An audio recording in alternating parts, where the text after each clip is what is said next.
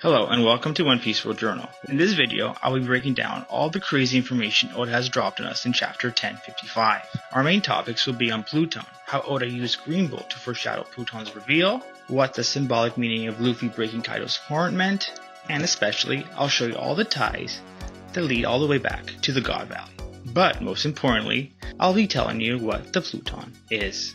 So first of all, I'm going to admit it. Before chapter 1053, I had no clue that Pluton was beneath Wano. I knew Wano was hiding secrets, but I didn't know it was hiding that secret. But now that I know, I realize that Oda has literally been throwing hints at us since the start of Wano. I could probably make a video showing us the 50 different clues that Oda left us. But I'm not going to beat around the bush. If you take the walls away from Wano, what does Wano remind you of? For me, it reminded me a lot like a dragon horn. Now, before I go into this concept, I want to remind everyone that the blueprints Frankie had of Pluton from Wano 7 were designed to counter the destructive power of Pluton. If I want to match or compete with the power, it doesn't mean I have to have the exact same object that I'm competing against. For example, let's say I'm scared that one day a Ferrari might challenge me in a race at a stoplight, but unfortunately I only drive an ice cream delivery truck. Well, I could potentially hire a mechanical engineer to design me a sustainable motor for my truck that can compete with the Ferrari at a light race. Well, since that design is specifically meant to race a Ferrari at a light, I call the blueprints the Ferrari blueprints. See, the same can be said with the blueprints from Water 7. Also, every time Pluton gets mentioned in One Piece, they talk about awakening the weapon. When I use the word awaken, I picture a living being coming out of their sleep. But I don't want to dwell on this too much.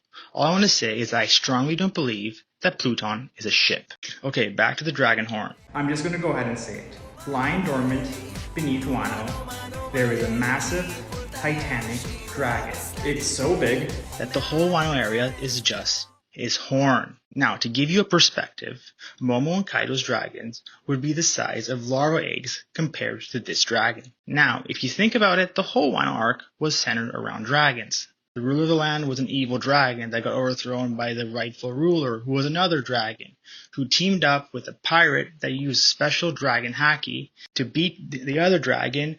Hello? Also remember, when Robin and Law noticed that the water around the bottom of Wano does not seem like seawater, well, maybe because that's not seawater but extra strength Flazapan, better known on the streets as Dragon Roofies. And Kaido being all down in his drunken blues was foreshadowing that underneath his empire, a real dragon slept, intoxicated as Okay, now I'm going to take this a step further and even say that Papa Dragon is going to be a green one. Now, not only because that's like the only color left for dragons, but because I believe that Oda used Green Bull as a mirror for Pluton. See, I believe that Green Bull's role in Wano wasn't just to plant some tulips and play dominatrix.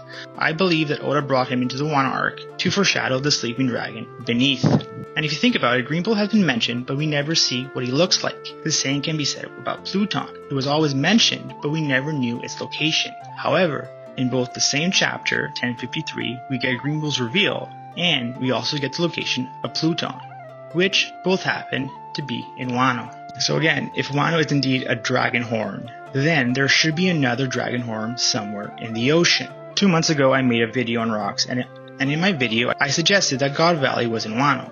I believe this because both Wano and the God Valley had almost identical landscape reference points. And even though I picked the wrong house, I was on the right street. Because wouldn't it just make sense that the God Valley is the other horn of Pluton?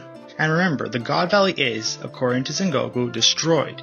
And how many times have you seen Oda draw a horn, an antler, a tusk, or anything with a pair that is usually on a head that ends up being destroyed? Anyway, I don't know what type of hobbies they had back in the Void Century. All I can say, people had a lot of balls. Telling an elephant the size of Switzerland to go for a walk and reflect on his actions, and roofie a dragon the size of Florida and then dump him in the sea? So the question remaining is, how do you awaken this dragon? Well, I so happen to have a lot of visual experience on how to awaken a green dragon myself.